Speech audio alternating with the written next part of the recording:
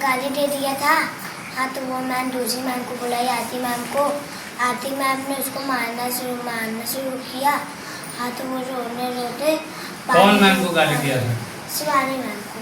Shivani ma'am को गाली दिया था? शिवानी मैम को गाली दिया था। तब वो मैम दूसरे मैम को बुलाई, आरती मैम को। आरती मैम डांटी फटकारती, तब मारी, तब मारना शुरू की, गालेगा टीचर पढ़ाका। तो वो पानी दो। मैम नहीं सुनी, जब पानी पिलाने जाया तो नहीं पिलाने दी थी। और जब चकरा कर गिर गया नीचे तो उसके सर में ब्लड जम गया और क्या उसके जीभ में भी लग गई थी।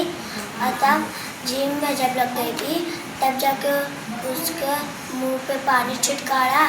हाँ, पानी छिटकारने के बाद और तब उसके मुंह में पानी डाला तो कुछ नहीं हुआ।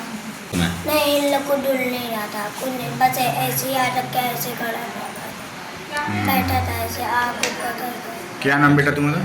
सुमित जायसवाल। जब सर स्कूल में थे ना, तो जो इसके क्लास टीचर थी, इसके क्लास टीचर को मेरा भाई गाली दे दिया था।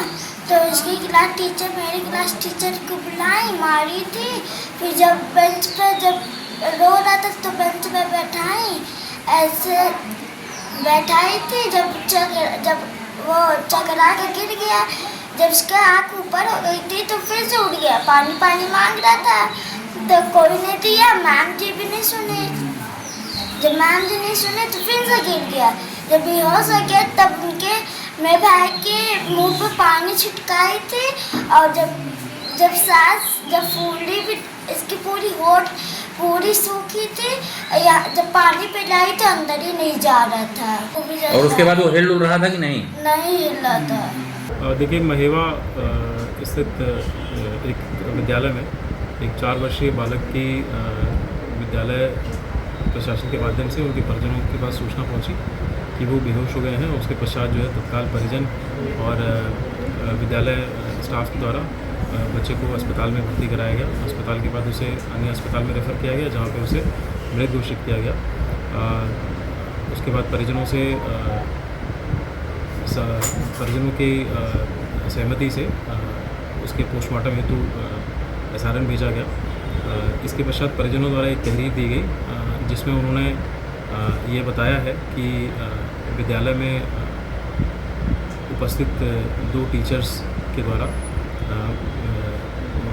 बच्चे के साथ कोई मारपीट की गई है, जिस पर तत्काल सुसंगत धाराओं में थाना नैनी पर अभियोग पंजीकृत किया गया।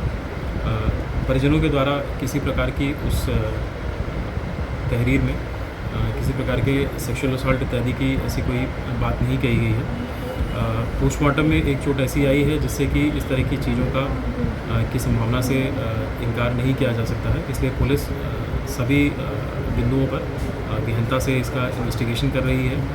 विद्यालय परिसर, घर के आसपास के सभी जो है CCTV इत्यादि फुटेज की जांच की जा रही है। इस प्रकरण में जो भी अग्रिम विधिक कार्रवाई है वो प्रचलित है। देखिए, पोस्टमार्टम रिपोर्ट के हिसाब से एक आईब्रो के पास एक छोटा सा कट और उसके टंग पे एक वुंड है, और उसके साथ साथ एक और वुंड है जो कि उसके प्राइवेट पार्ट्स के संबंध में है, जिसमें डॉक्टर्स ने अपना ओपिनियन दिया है। इसलिए वो जो है अभी अंडर इन्वेस्टिगेशन है। इसमें इन्वेस्टिगेशन कंप्लीट होने के बाद ही इसमें कुछ स्पष्ट रूप से कहा जा सकता है।